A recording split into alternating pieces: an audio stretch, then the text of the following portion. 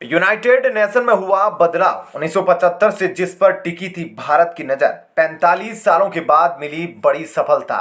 अब वीटो पर से भारत भरेगा हुंकार, चीन होगा नतमस्तक।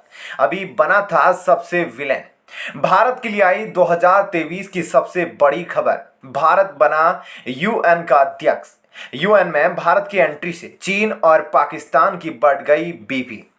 जर्मनी, जापान और ब्राजील से निकला भारत आगे, स्थायी सीट का रास्ता होगा साफ। फरवरी का महीना शुरू होते ही ऐसा लगता है कि कुछ बड़ा होने वाला है। फरवरी के महीने से रूस और यूक्रेन के बीच युद्ध की शुरुआत हुई।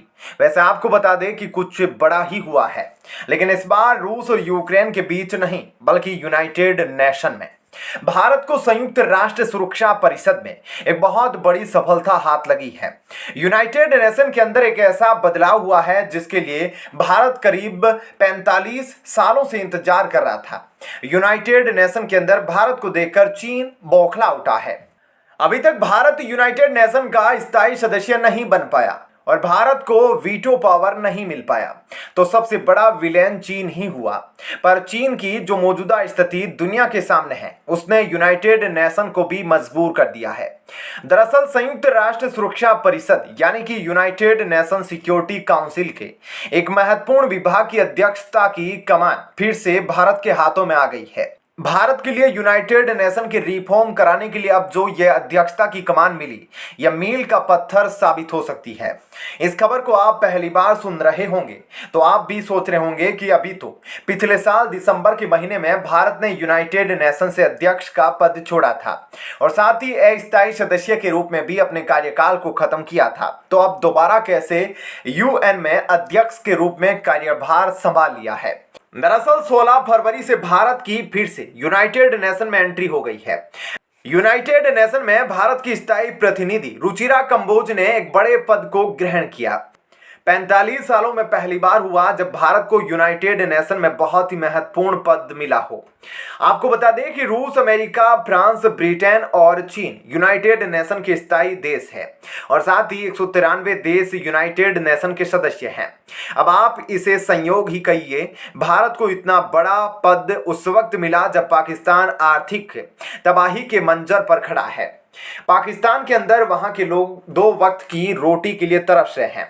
आप भी सोच रहे होंगे कि भारत का यूनाइटेड नेशन में दोबारा से आना और पाकिस्तान में तबाही से क्या संबंध है, या तो आपको आगे वीडियो में पता चलेगा। तो आइए पूरे विस्तार से इस खबर के बारे में आपको बताते हैं। भारतीय विदेश मंत्री एस जयशंकर अपने एक बयान में कह चुके हैं कि जब तक यूनाइटेड नेशन का रिफॉर्म नहीं होता तब तक भारत लगातार आवाज उठाता रहेगा। इतना ही नहीं, उन्होंने कहा था कि यूनाइटेड नेशन का रिफॉर्म करना भारत की विदेश नीति का महत्वपूर्ण हिस्सा बन चुका है। यही वजह है कि भारत को फिर से एक महत्वपूर्ण पद मिल चुका है। इसके पहले भारत ने स्थायी देशों को यहां तक कहा है कि वह वीटो छोड़ने को तैयार है, बस भारत को यूएन की परिषद में स्थायी सदस्यता मिल जाए। अभी तक यूनाइटेड नेशन का रिफॉर्म न किए जाने की सबसे बड़ी वजह तो यही है कि इसके स्थायी देश भारत को वीटो नहीं देना चाहते। भले ही अभी तक भारत को वीटो ना मिला हो, लेकिन बीते कल भारत को यूनाइटेड नेशन के एक भाग को चलाने की जिम्मेदारी मिल गई है। दरअसल संयुक्त राष्ट्र महासभा में भारत की स्थायी प्रतिनिधि राजदूत रुचिरा कंबोज ने गुरुग्राम को न्यूयॉर्क में संयुक्त राष्ट्र मुख्यालय में अध्यक्ष पद को ग्रहण किया, जिसके बाद उन्होंने इसकी जानकारी दी। भारत को संयुक्त राष्ट्र के सामाजिक विकास आयोग के 62वें सत्र का अध्यक्ष चुना गया है।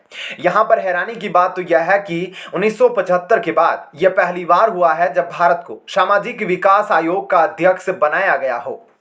कई बार इस पद के लिए भारत को अध्यक्ष बनाए जाने की मांग उठी थी, लेकिन यूनाइटेड नेशन में भारत को लेकर कोई दिलचस्पी नहीं ली गई थी। लेकिन भारत यूनाइटेड नेशन के अंदर कह चुका है कि अगर उसे स्थायी सदस्यता नहीं मिलती, इसमें केवल भारत ही नहीं बल्कि ब्राजील, जापान, जर्मनी को भी यूएन में शामिल नहीं किया जाता, तो आने वाले समय में कोई बड़े संगठन का निर्माण हो सकता है। इन्हीं सब बयानों की वजह से जब भारत ने अपने तल्ख रवैये को यूएन के सामने पेश करने की शुरुआत की, तो यूनाइटेड नेशन की स्थायी सीटों पर बैठे देशों में खलबली मच गई। पिछले साल के दिसंबर के महीने में भारत यूनाइटेड नेशन से कुछ सालों के लिए पूरी तरीके से बाहर हो गया था, लेकिन अब एक बार फिर से जब सामाजिक विकास आयोग का अध्यक्ष बना है तो फिर से भारत ने यूएन में एंट्री कर ली है, जो भारत के लिए एक अच्छा संकेत है, क्योंकि यूनाइटेड नेशन में भारत की मौजूदगी होगी और यहां से यूनाइटेड नेशन रिफॉर्म को लेकर दबाव बनाया जा सकेगा। यूनाइटेड नेशन के अंतर्गत सामाजिक विकास आयोग के 62वें सत्र के लिए सतत विकास करते हुए गरीबी उन्मूलन के व्यापक लक्ष्यों को प्राप्त करना है। भारत को यह जिम्मेदारी दी गई है कि वह सामाजिक नीतियों के माध्यम से सामाजिक विकास और सामाजिक न्याय को बढ़ावा दे। तो यह तो थी इस वीडियो की पहली खबर। अब आइए आपको एक और महत्वपूर्ण खबर के बारे में बताते हैं। उन्मादी चीन ने पाकिस्तान के साथ एक बहुत बड़ा धोखा कर दिया है। चीन ने एक ऐसा कदम उठा लिया है जिससे पाकिस्तान को जीते जी मारने का प्लान बना लिया है। पाकिस्तान जो अभी तक चीन को अपने डूबते हुए तिनके का सहारा समझ रहा था, चीन खुद ही पाकिस्तान के लिए महासागर बन गया है, जो पाकिस्तान को डुबाने के लिए आमादा हो गया है। अभी पाकिस्तान चीन की गोद में बैठकर भारत के कश्मीर को अपने कब्जे में लेने के लिए सपने देखता था, लेकिन अब पाकिस्तान की नींद खुल चुकी है जब चीन ने पाकिस्तान को छोड़ भागने का ऐलान कर दिया है। पाकिस्तान के लिए चीन का यह ऐलान किसी सदमे से कम नहीं है। अभी चीन की उंगलियों को पकड़े बेफिक्र चल रहे पाकिस्तान को बेसहारा होने का डर सताने लगा है। चीन पाकिस्तान को छोड़कर भागने की तैयारी कर लिया है। चीन ने पाकिस्तान के साथ जो कुछ भी किया, पाकिस्तान इसे दशकों तक भूल नहीं पाएगा। दरअसल चीन ने अपने एम्बेसी को पाकिस्तान में बंद करने का ऐलान कर दिया है। वहीं अफगानिस्तान में जब तालिबान ने एंट्री की थी, तब आपने सुना होगा कि सभी देशों ने अफगानिस्तान में अपने एम्बेसी को बंद किया था, लेकिन अब पाकिस्तान अपनी एम्बेसी को बंद करने की शुरुआत चीन ने कर दी है।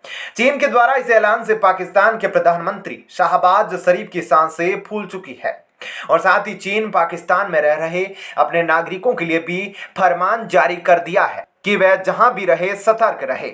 दरअसल पाकिस्तान आर्थिक तबाही की दहलीज पर पहुंच चुका है और कभी भी पाकिस्तान डिफॉल्टर हो सकता है। उधर पाकिस्तान का आरोप है कि अमेरिका भी इंटरनेशनल मॉनेटरी फंड यानी कि IMF से लोन क्लियर नहीं होने दे रहा, लेकिन वास्तविकता तो यही है कि धोखेबाज पाकिस्तान से अब IMF भी डरने लगा है। कंगाली के दहलीज पर पहुंच चुके पाकिस्तान के लिए अब और अधिक कर्ज देकर अपने ऊपर जोखिम नहीं उठाना चाह रहा। पाकिस्तान को मदद ना पहुंचा पाने के पीछे का कारण बताया जा रहा है कि पाकिस्तान का भारत से दुश्मनी और साथ ही पाकिस्तान के अंदर आतंकवादियों को बढ़ावा देना है। उधर बची खुची आस अब चीन ने भी पाकिस्तान की खत्म कर दी है। इतना ही नहीं, पहले से दिए गए कर्ज को वापस लेने पर चीन पाकिस्तान पर दबाव बना रहा है। उधर चीन अब धीरे धीरे पाकिस्तान में फैली अपनी चीजों को समेटने की शुरुआत कर चुका है, जो यह संकेत है कि अब चीन जल्द ही पाकिस्तान को बेसहारा छोड़कर निकलने वाला है। ऐसे में आपका इस खबर पर क्या कहना है, कमेंट सेक्शन में जरूर बताएं। धन्यवाद। जय हिंद।